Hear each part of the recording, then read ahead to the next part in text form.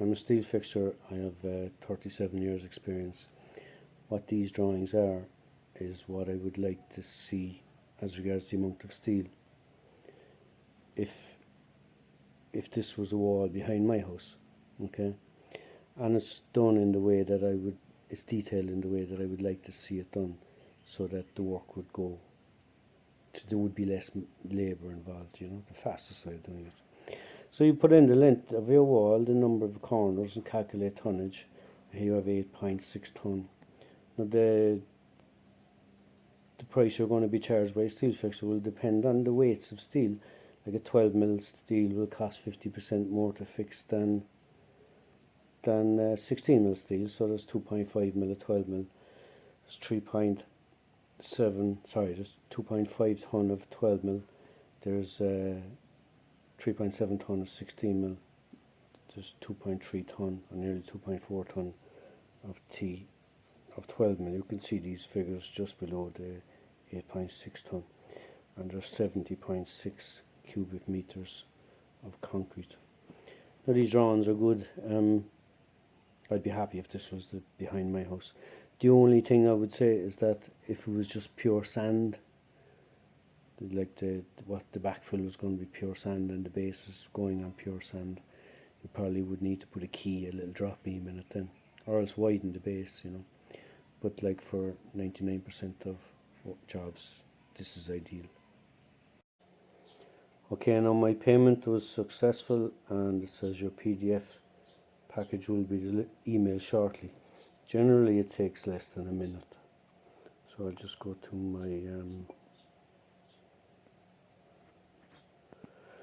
my email, and here you have the schedule, you have the receipt, you have the drawing, and you have the end of wall drawing. And I'll just go to the drawing. Now the first thing here is that I've put all the spacing of the bars at 200mm. The reason for this is that let's say you tie the top mat and you tie the bottom mat, and then you tie in your legs, say your first line of legs at your far face. Then you have to reach down through the mat to tie it. You have to tie it by hand. Even none of the guns will reach in there. So you have to tie all that by hand. Very difficult to tie through steel that's at 100mm. Almost impossible if it's at 100mm centers. But if it's at 200mm centers, sorry, if it's at 150mm centers, it's very difficult, And then same if you're tying a wall, and sometimes you might need to tie through the wall onto the back face. But if it's at 200mm, that's the preferred thing for steel fixtures. Also, it's easier to get if you have the bars at 200mm, you have a bit of room to work. Because you need to tie the top mat, and you need to tie the bottom mat and then the top mat before you put in your starters. And you need to get the starters through. You have a 200mm by 200mm gap. That's a lot more room to work with. 150mm by 150mm is not very much, and then there's going to be chairs and everything else in there as well. So, and then the other thing then is that, let's say I did a job here a couple of years ago. It was 100 tonne of steel, and generally speaking, at the time I was charging about €400 a tonne. But when we looked at the drawing, so the builder put in the price he thought I would charge. When we looked at the drawing, the engineer had put the steel, 12mm steel at 100mm centres, instead of, if it had been at 200mm, it would have been 16mm steel at 200mm centres. And so the price, instead of being, I couldn't do it for 40,000, which would have been the price. So it was actually 60,000. I just said to the builder, it's not my fault, I said, go back to the engineer and just tell him change it. A few hours work would change it. So I went back to the engineer, and the engineer refused to change it. And for no reason at all, So that was €20,000 worth of work we did for no reason. Another occasion then, The steel was all, it was 100 mil. Sorry, it was 16 mil, not a big tank. 16 mil, I had 100 mil centres. My foreman at the time, he just said to the engineer, why the hell did you do that? And he said, why didn't you put 25 mil at 200 centres? It was not even half the work, half the work. The engineer said, the last time we couldn't get the steel yard didn't have 25 mil. So that's no way to run a job, So like, you tell them it's a big civil engineering job. So, but it made so much work for us. You just think of the starter bars. You have twice as many starter bars, twice as much time, everything. You're handling more steel.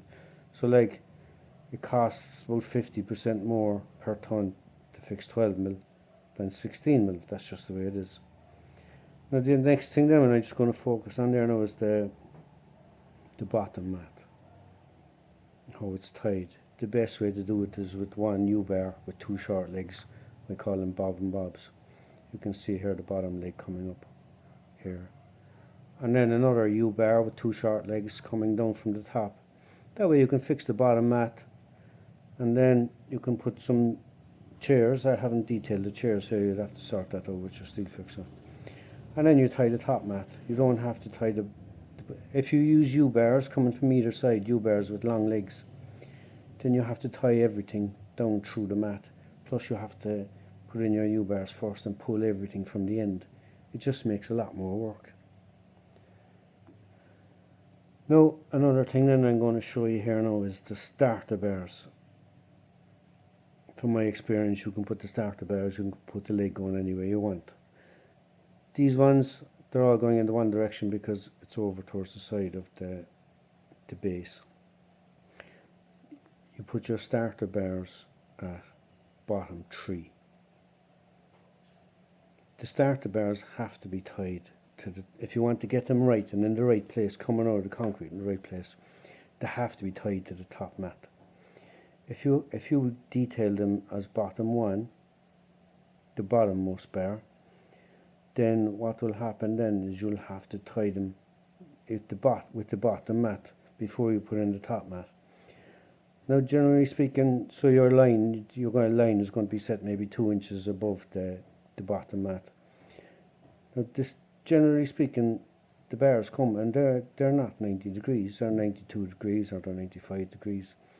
So by the time it goes to the top mat, it's all kinked off, So you have to tie them through the top mat. So you have to tie the bottom mat, then tie the top mat, then put down a line, a bar as your line, keeping whatever 50 mil cover in, and then you tie your U-bar, your L-bar into that.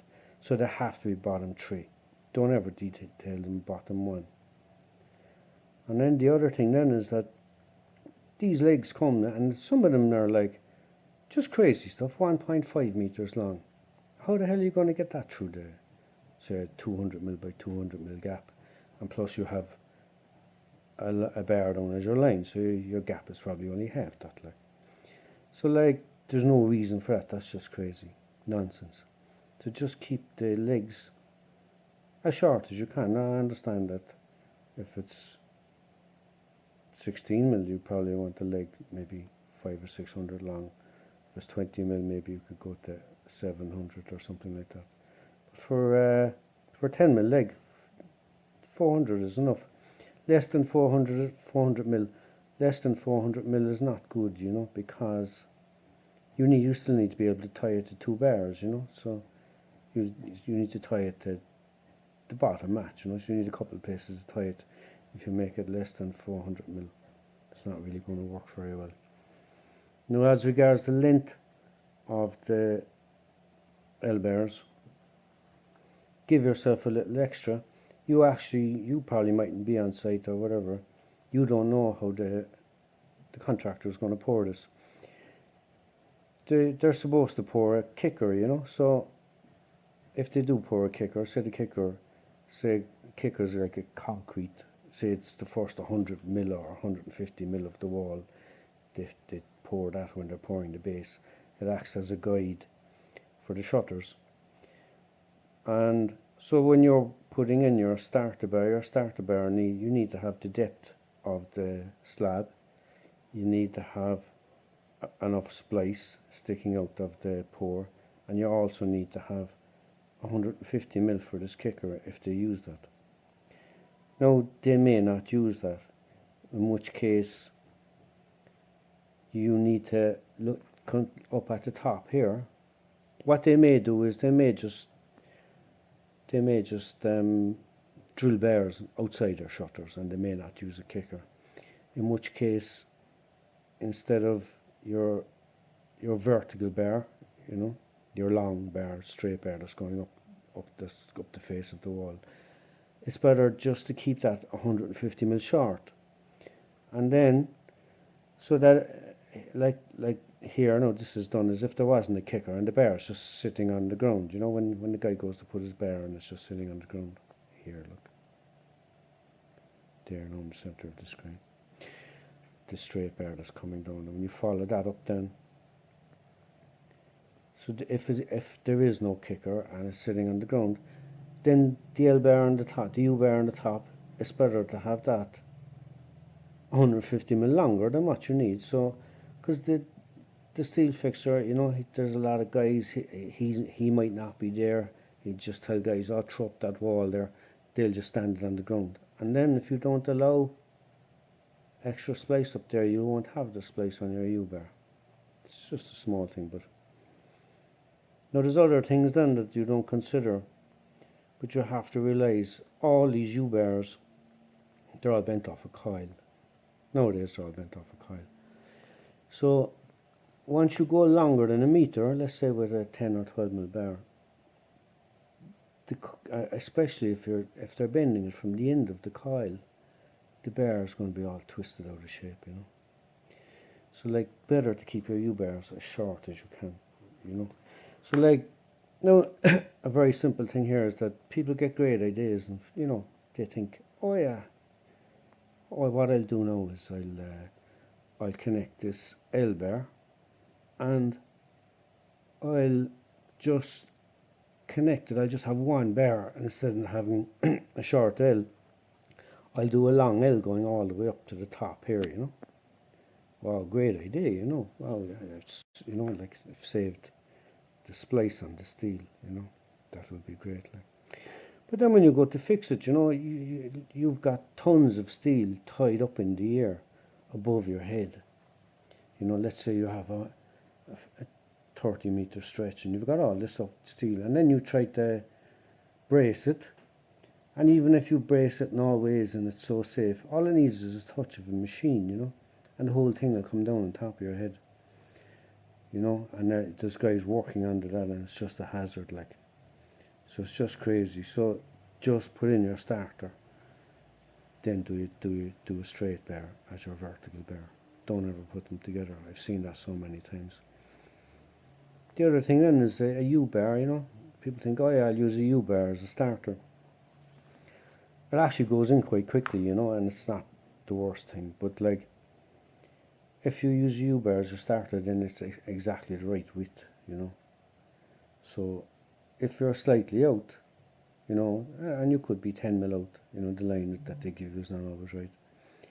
And then, so you're going to have 40 cover, and then you might put it in maybe 5 mil in the wrong place, you have 35 cover.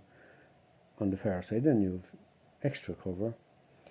Whereas what the steel fixer normally will do, working with the engineer, he'll just say, look, I'll give it a small bit extra cover, 5 or 10 mil, just in case the line is off. Everybody's happy. Then you can give the starter 5 or 10 mil, 5 mil extra cover, and then whereas you can move the starter, you can give him 5 mil extra cover, you can give him 55 instead of 50.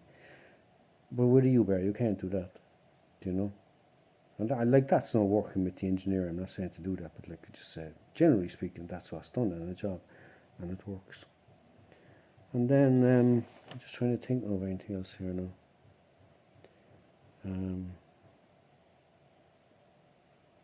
The other thing then is that, let me see, in the corners, guys do a set of 3 bars. You back face to back face, front face to back face, and front face to back face. 3 L bars. that's very hard. It's very slow, you know. It's not a thing you can do. One man can find it very hard to do that on his own, especially when you're hanging off the corner of a scaffold somewhere. U-bars are much better, so you can either do U-bars or you can do L-bars. Just don't do the L-bars, just do the U-bars. So much easier, like, for the steel fixer. He can work on his own then. And the other thing is, if there's two guys working together, you're working at the pace of the slowest guy, you know. So just use U-bars, don't use the set of 3 L-bars. It's not like one is right and one is wrong, they're both right. Use U-bars only in the corners. Simple thing then is that when you're detailing the U-bars, you need the width of the wall plus the splice, and just a little bit more then, because when the guy is fixing the wall, his lacers they may wander in and out 50 mil or even 100 mil. Just give it an extra 50 mil or 60 mil length, so go the width of the wall, the splice, and give it another 100 mil. The other thing then is that these lacers, 6 meters, don't ever go longer than 6 meters. If you detail longer bars, let's say 12 meters long, they just, for one thing anyway, they twist, you know. And when the 12-meter bale gets twisted, it's a couple of ton in that. It could be an hour untwisting it. And then the other thing then is that if it's very difficult to get these things delivered, a lot of jobs are inside in the city or really awkward spots, you know. So a 12-meter long bar, you need a crane, and you need a forklift. Don't do it, like. You need a crane, and it's going to be messy with a forklift anyway. Someone could get hurt. You need a crane, and plus you need to get an articulated truck into the place. And a lot of times you just can't do that. What the steel yard will do is they'll cut the bars into 6 meters. They won't even question. They won't even ask, and they'll send all those bars, 6-meter bars. Now they won't put in the splices, so you'll have to cut splices from the bars. So that's more labour. That's a guy cutting splice bars, and then it all sounds grand then, and then till you find you're in a chemical plant and you need to get permits to use a console. Plus you're going to put a guy for the day cutting 2-meter bars, and there's not a lot of guys who'll do that these days, you know.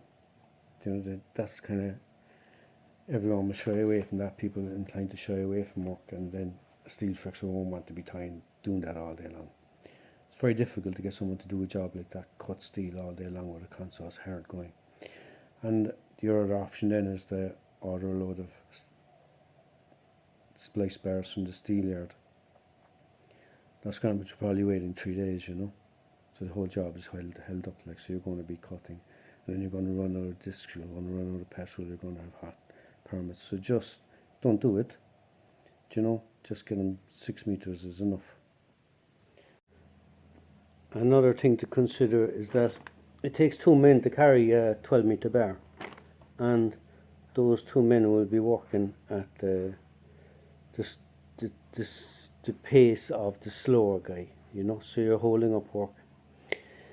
The other thing then, L-bars, a lot of problems are caused by, in recent years, a lot of steel is bent from a coil of steel. So it's just obviously there's a twist in the coil, you know. So when you'd say make an L-bar, a 7-meter bar with an L-bar with an L on the end, then they're going to obviously bend that off a coil, because it's very hard to manoeuvre that in the bending yard. So it's going to turn out bent like a banana, you know. And even L-bars with 3 meters long, they're going to be bent out of shape as well. So the best thing is keep your L-bars as short as possible. And then the other thing then, when you're detailing lacers, some jobs you just see the lacers on the outside of the wall, you know. Like steel fixers have a lot of fast ways of tying a wall, you know, some very clever tricks. None of them work with the lacers on the outside of the wall. Put the lacers on the inside of the wall. The other thing then is that a lot of times on a job, let's say the schedule doesn't work to suit the steel fixture. Let's say he's tied a wall and he's waiting for that to be fixed, and he has to tie back onto that before the shutters will have to be released. So he has no work. Now, if your bars are 12 meters long, he can't work ahead. Like, let's say he can prefab walls 6 meters long, stack them 10 high, you know. But he can't do that with 12 meter long bars, because you won't be able to lift them safely and drop them in. So 6 meter bars are always the best. The other thing then is, let's say you decide to do a long U-bar. Sometimes maybe it can't be avoided. Ask them to cut the long U-bar, to bend it from straight steel. Now, some of the steel yards will be crying, you know, and then, but there's another way around it. You can cut a straight bar from a coil. That'll take a good bit of the bend out of it, and then you can bend your U-bar from that. The other thing then is that, just, you're a professional, why don't you do it right? Like, it just takes a little note on the bottom to say all straight bars must be cut from straight steel. Let's say recently there I did a job and the steel came for like a 5 meter long beam, 5 meter long beams. All the bars are in the shape of bananas, you know. So I just told the contractor, I said, they have to go back, you know. I can't make a straight beam from this. He said, no, the concrete's I have the concrete's coming, I have the pump ordered. And I said, okay, I'll make them, but you'll have to make them fit, like. So I made the beams. I was on price now, so I don't have time for messing around, so I just made them. And they were kind of banana shaped.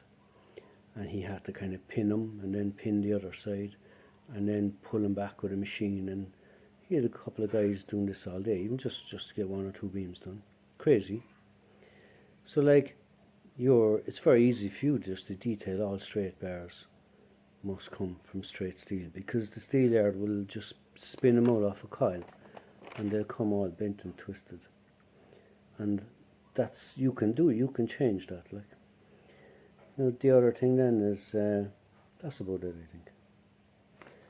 There's a lot of other stuff as well, you know, but like, the main rule really is that if you come up with a really good idea, you know, and no one's come up with it before, you'll find out why it's not going to work when you go to do it, you know.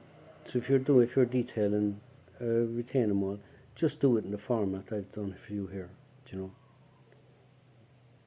We just need good drawings on site that are easy to fix. We don't need anything new. We don't need novelties or anything. People have been doing this for years and years. This is the system that works well. Please use this.